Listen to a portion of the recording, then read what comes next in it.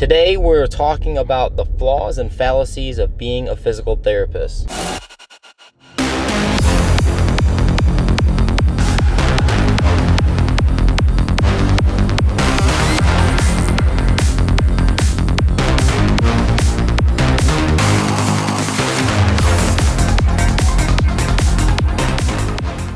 All right, YouTube, welcome back to another Sunday Drive with Colin C and Joe P.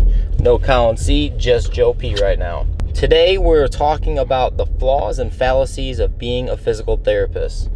There's a lot of F's and PH sounds on that one. And we are in line at Milltown. I just need an iced meal. Hi there. What's up? How can I get started for you? Can I do an iced meal with 2%? Punch cards. Punch cards.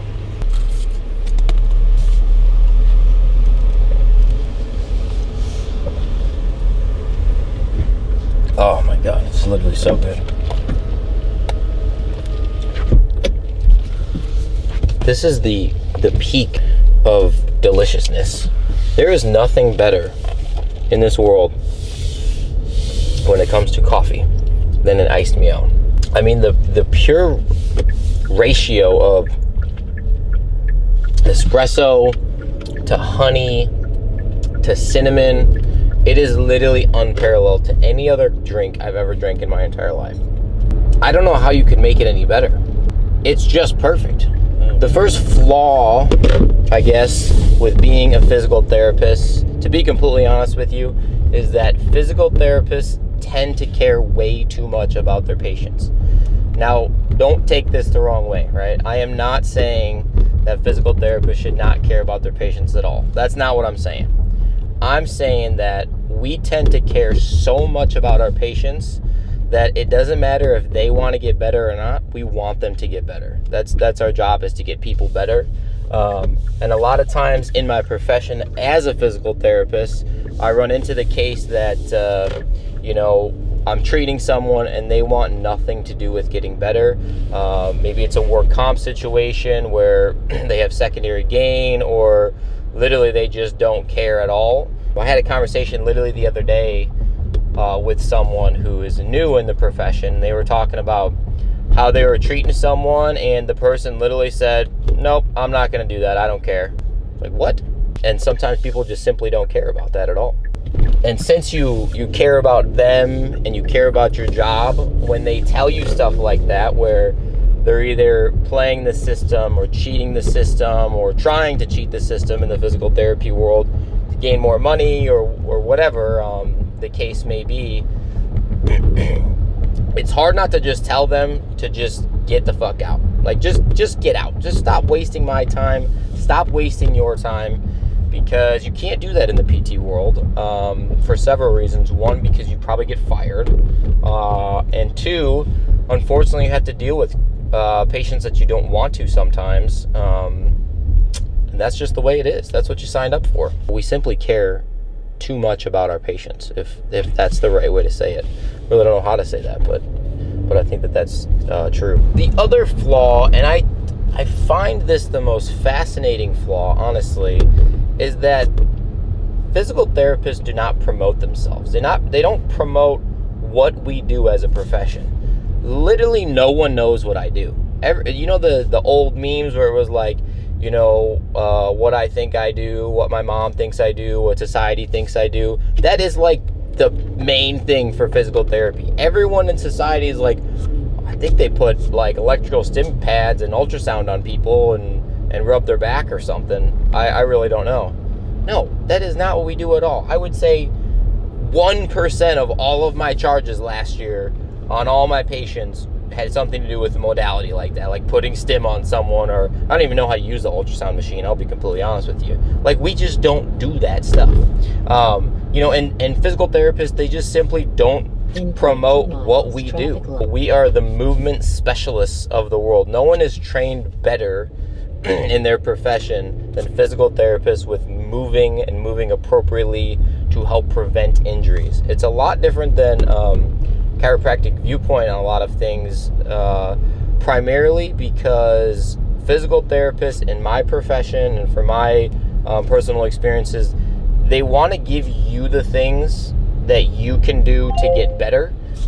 They don't want to give you the quick fix and then see again in 2-3 days, consistently over a long period of time to make more money. A lot of people don't like that. A lot of people don't like that you got to work at it all the time type of deal, instead of you heal me and then I'll go on with my day. Sometimes that's the case, but for the most part, no. I'm showing you stuff so that you can get better for yourself. Not many people like that, though. Physical therapists just don't promote what we do. Just to rattle off a few is we treat low back pain, we treat neck pain, we treat shoulder pain. You name it, any joint in your body, and I can treat it and help you fix it. There are specialists in our field.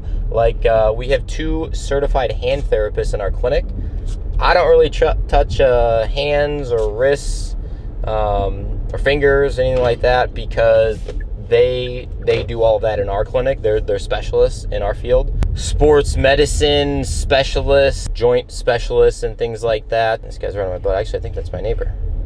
Might be Tim. Neurology and neurophysical therapists is what they call themselves. They specialize in literally balance, gait, after spinal cord injuries and things like that. Really, really specialized and cool stuff. I don't do some of that stuff. I do other things.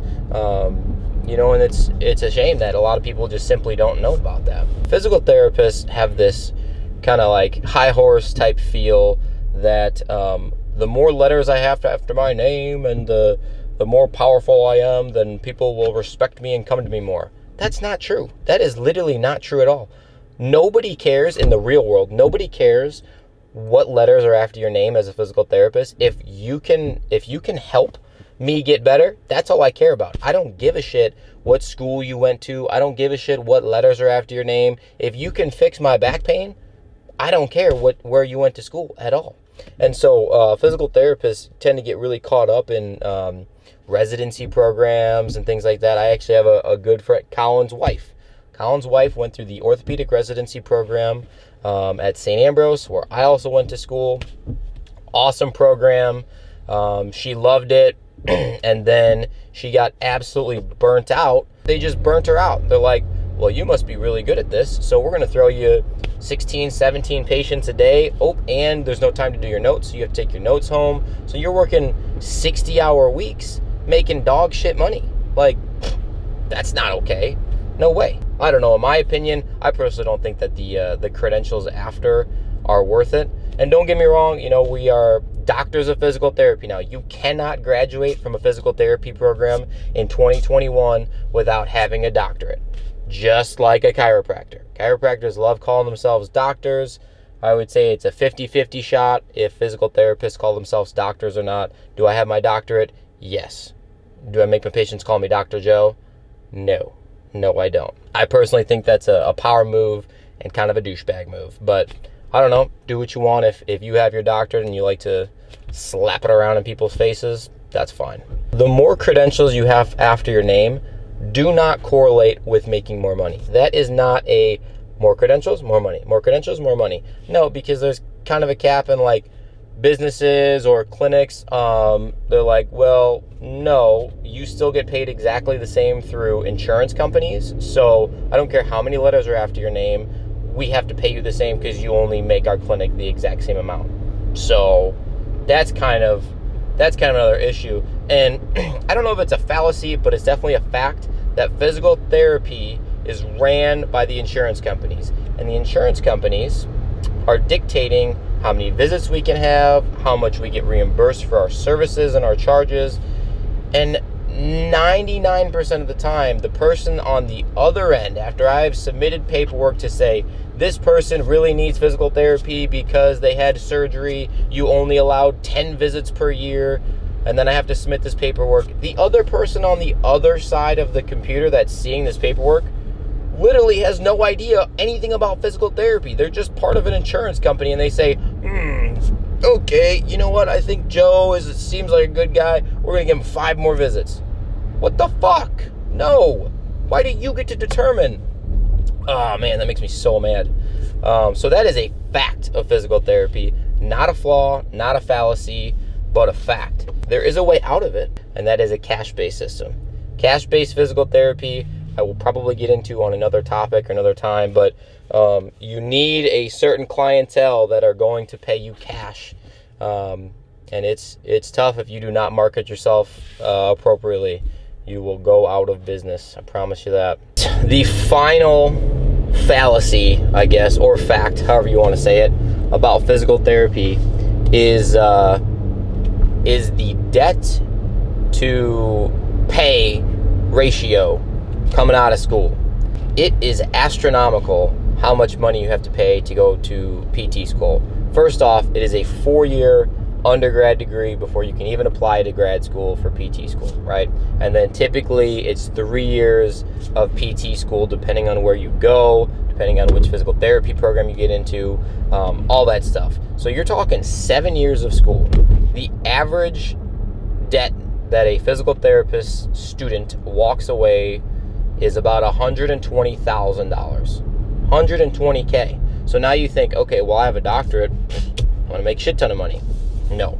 For the amount of work and the help and the services and the quality of the care of physical therapists, they are widely underpaid, extremely underpaid, in my opinion. Every place is different, but cost of living makes a big adjustment there. No one gives a shit about the letters after your name, unfortunately. Yes, we can do a lot more things now as physical therapists, but at the same time, people aren't getting paid more. Not getting paid more at all, and the tuition is going up dramatically. I mean, exponentially, tuition is going up. So that's my little rant on physical therapy, the flaws and the fallacies of physical therapy. I don't want anyone to have a bad taste in their mouth that thinks that I do not like my job. I love what I do as a physical therapist. I love treating people. I love working with people. I like movement and the specialized things that I do at our clinic. There's a lot of really, really cool things in the physical therapy world. And I wouldn't trade it, man. It's awesome. It's a great job. It's a great career path.